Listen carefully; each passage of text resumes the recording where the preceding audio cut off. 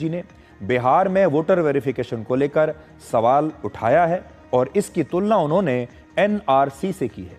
ममता बनर्जी ने कहा है कि बिहार चुनाव के नाम पर पूरे देश में एनआरसी जैसी प्रक्रिया लागू करने की तैयारी हो रही है और वो कहती हैं कि इसका उद्देश्य पश्चिम बंगाल को राजनीतिक रूप से निशाना बनाना है, जहां पर अगले साल चुनाव होने हैं। यानी ममता बनर्जी को यह डर सता रहा है कि अगर इसी प्रकार की जो प्रक्रिया है अगर पश्चिम बंगाल में भी शुरू हो गई, अगर पश्चिम बंगाल में भी चुनाव आयोग ने ऐसे ही वोटर लिस्ट की जांच करनी शुरू कर दी और घुसपैठियों के वोट काटने शुरू कर दिए, तो हो सकता है उनका बिजनेस मॉडल खतरे में आ जाए।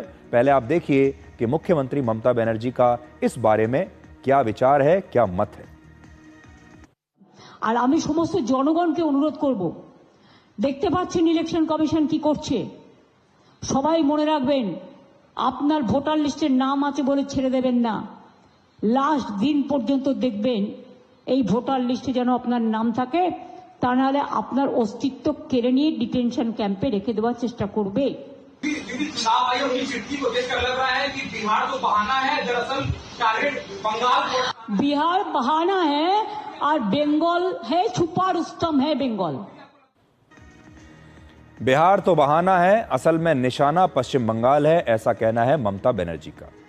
अब एक बड़ी दिलचस्प बात है, क्योंकि एक जमाना था जब वोटर लिस्ट में अवैध मतदाता होने का मुद्दा उठाने वाली ममता बनर्जी जोर शोर से ये शिकायत किया करती थी कि पश्चिम बंगाल में जो वोटर लिस्ट है उसमें बेईमानी हो रही है, उसमें गड़बड़ियां हैं, उसमें बाहर से आने वाले घुसपैठियों के नाम हैं, जिससे चुनाव के नतीजों पर बुरा असर पड़ रहा है, नतीजों का इसमें जो है इसमें मिलावट हो रही है।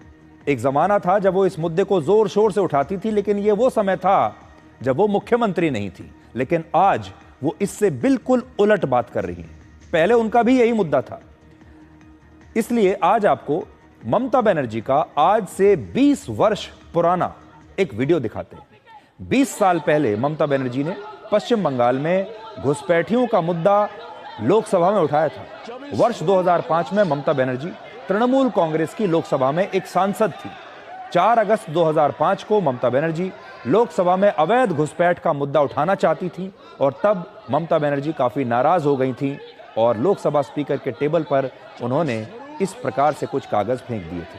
इसके बाद ममता बनर्जी लोकसभा में अपनी सीट पर आकर रोने भी लगी थी, इतनी भावुक हो गई थी इस मुद्दे को लेकर। वर्ष 2005 में पश्चिम बंगाल में सीपीएम की सरकार थी, लेफ्ट पार्टियों की सरकार थी और ममता बनर्जी विपक्ष में थी। ममता बनर्जी लेफ्ट पार्टियों की सरकार के खिलाफ चुनावी लड़ाई लड़ रही थी और वर्ष 2006 के विधानसभा चुनाव में फिर से सीपीएम की ही सरकार बनी थी। ममता बनर्जी सीपीएम की सरकार पर हमेशा अवैध घुसपैठियों को बढ़ावा देने का आरोप लगाती थी। वोटर लिस्ट में गड़बड़ी को लेकर ममता बनर्जी से जुड़ी एक और घटना के बारे में आज आपको जानना चाहिए, क्योंकि राजनीतिक तौर पर ममता बनर्जी के जीवन में 21 जुलाई की तारीख बहुत महत्वपूर्ण है। ममता बनर्जी की पार्टी तृणमूल कांग्रेस हर साल 21 जुलाई को शहीद दिवस के तौर पर याद करती है। आज से 32 साल पहले 21 जुलाई 1993 को ममता बनर्जी ने पश्चिम बंगाल में वोटर लिस्ट में गड़बड़ी के खिलाफ एक विशाल रैली निकाली थी।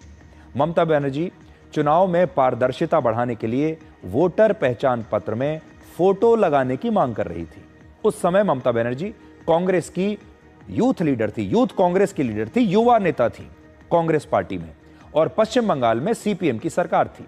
कांग्रेस कार्यकर्ताओं को रोकने के लिए उस समय पुलिस ने गोलियां चलाई और पुलिस की गोलीबारी में कांग्रेस के 13 कार्यकर्ताओं की मौत हो गई थी।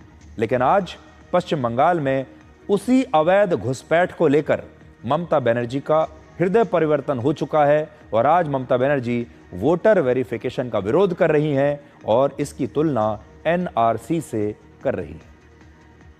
इसके पीछे कोई ना कोई वजह तो जरूर होगी, इसलिए अब कुछ आंकड़ों पर नजर डालिए। आपको पश्चिम बंगाल के कुछ ऐसे जिलों के आंकड़े दिखाते हैं जहां पर आधार कार्ड की संख्या वहां की जनसंख्या से भी ज्यादा है और ये इलाके वो हैं जहां पर मुस्लिम आबादी ज्यादा है। मुर्शिदाबाद जिले में 66% मुस्लिम आबादी है और वहां 121% आधार कार्ड बने हैं, यानी हर 100 लोगों पर 121 आधार कार्ड हैं। बीरभूम में 37% मुस्लिम जनसंख्या है और वहां 115% आधार कार्ड हैं। नादिया में करीब 27% मुस्लिम आबादी है और वहां 114% आधार कार्ड हैं। नॉर्थ 24 परगना में करीब 26% मुस्लिम आबादी है और 103% आधार कार्ड हैं।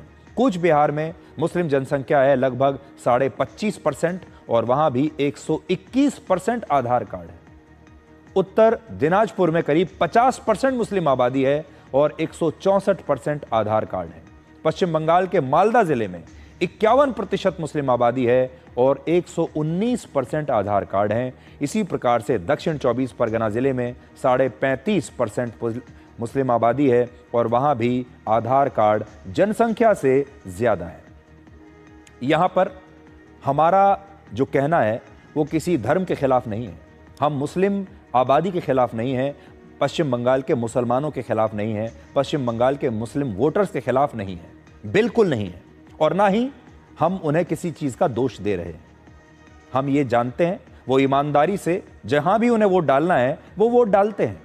असल में यहां गलती उनकी नहीं है, गलती ये हो रही है कि इन तमाम इलाकों में बांग्लादेश से घुसपैठिए आ रहे हैं और उसके बाद इन घुसपैठियों के नकली राशन कार्ड बन जाते हैं, आधार कार्ड बन जाते हैं और फिर वोटर कार्ड भी बन जाते हैं और बाद में ये घुसपैठिए चुनाव में हिस्सा लेते हैं, चाहे वो लोकल चुनाव हो, विधानसभा के चुनाव हो या फिर लोकसभा के चुनाव हो। और हो सकता है कि वही अवैध बांग्लादेशियों ने भी यहां पर आकर अपने नकली आधार कार्ड बनवा लिए हों। इसीलिए जो असली जनसंख्या है उससे ज्यादा आधार कार्ड बन गए हैं। और ये जो मान लीजिए अगर हर 100 लोगों पर 125 आधार कार्ड बने हैं कहीं पर, तो ये जो बाकी के 25 आधार कार्ड हैं ये किसके आधार कार्ड हैं? ये कौन लोग हैं? ये वो लोग हैं जो बांग्लादेश से यहां अवैध रूप से आ चुके हैं, भारत के नागरिक बन गए हैं, आधार कार्ड बनवा लिया है, राशन कार्ड बनवा लिया है और इसके बाद अब ये वोटर भी बन चुके होंगे। और अगर ये लोग वोटर लिस्ट में शामिल हो गए तो आप सोच लीजिए कि हमारे देश के चुनाव में कितनी बड़ी मिलावट इस समय हो रही है। और इसी का हम लगातार विरोध कर रहे हैं।